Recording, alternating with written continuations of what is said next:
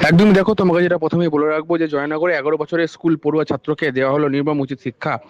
পায়ে দড়ি বেঁধে উল্টো ঝুলিয়ে চললো নির্যাতন। থানায় অভিযোগ দায়ের করা হলেও গ্রেপ্তার হলো না কেউ। একেবারে আইন হাতে তুলে নিয়ে 11 বছরের স্কুল পড়ুয়া ছাত্রকে নির্মমভাবে মারধর করার পাশাপাশি এবার পায়ে দড়ি বেঁধে ঘরের মধ্যে থাকা আর কাঠের সঙ্গে উল্টো ঝোলানোর পাশাপাশি তাকে নগ্ন করে মারধর করার এক ভিডিও ভাইরাল হতেই ব্যাপক হইচই পড়ে গিয়েছে জয়নগরে। দিন কয়েক আগে এই নির্মম অত্যাচারের ঘটনাটি ঘটেছে জয়নগর থানার অন্তর্গত ধূসা চন্দনেশ্বর গ্রাম পঞ্চায়েতের পূর্ব চন্দনেশ্বর গ্রামে। 11 বছর শিশুর উপর নৃশংস ও অমানবিক অত্যাচারের অভিযোগকে কেন্দ্র করে চাঞ্চল্য ছড়িয়েছে ওই এলাকায়। অভিযোগের তীর স্থানীয় বাসিন্দাদের তপন হালদারের বিরুদ্ধে। করোনার পর থেকে অভিযুক্ত পলাতক থাকলেও এখনো পর্যন্ত তাকে গ্রেপ্তার করতে পারেনি পরিবার সূত্রে জানা গিয়েছে। কয়েকদিন আগে এলাকার কয়েকজন শিশুর সঙ্গে খেলাধুলা করছিল জয় শিকারী নামে 11 বছরের পঞ্চম শ্রেণীর পাঠরত ছাত্রটি।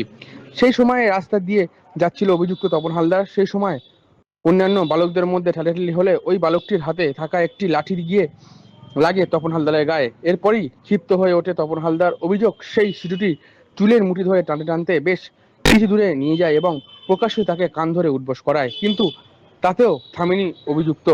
শিশুর পরিবারের দাবি, এরপর শিশুটিকে নিজের বাড়িতে নিয়ে গিয়ে তার পায়ে দড়ি বেঁধে আর কাঠে উল্টে ঝুলিয়ে রেখে বেধড়ক মারধর করা হয় এবং খুলে ফেলা হয় তার পরনের প্যান্ট। শুধু তপন হালদার নয়, সেই সময় ঘটনাস্থলে ছিল তার স্ত্রী এবং তার পরিবারের অন্যান্য সদস্যরা এবং প্রতিবেশীরাও।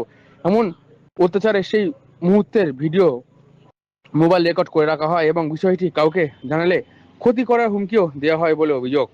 ভয়ে রাতে বাড়ি ফিরেই প্রথমে কাউকে কিছু জানায়নি শিশুটি, তবে তার শরীরে বিভিন্ন অংশে আঘাতের চিহ্ন দেখে পরিবারের সন্দেহ হয় এবং বারংবার জিজ্ঞাসা করলে সে মুখ খোলেনি। পরে পরিবারের এক সদস্য অভিযুক্ত মোবাইলে তোলা সেই ভিডিও দেখতে পায় এবং পরে গোটা ঘটনাটি সামনে আসে। এরপর শিশুটিকে চিকিৎসার জন্য স্থানীয় হাসপাতাল ঘুরে বারুইপুর মহকুমা হাসপাতালে নিয়ে যাওয়া হয়।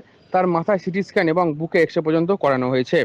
এরপরেই থানায় অভিযোগ দায়ের করা হয় এবং পুলিশ ক্যাম্পের পক্ষ থেকে পরবর্তী সময়ে জয়নগর থানায় লিখিত অভিযোগ দায়ের করা হয়। কিন্তু অভিযোগের পরও এখনো পর্যন্ত অভিযুক্ত তপন হালদার ও তার পরিবারের সদস্য গ্রেপ্তার করেনি পুলিশ। তা নিয়ে ক্ষুব্ধ শিশুর পরিবারের লোকজন। ঘটনার পর থেকেই অভিযুক্ত তপন হালদার এলাকা ছেড়ে গা ঢাকা দিয়েছে। বাড়িতে ঝুলছে তালা এখনো। সকলের নজর পুলিশের পরবর্তী পদক্ষেপ কি হতে চলেছে।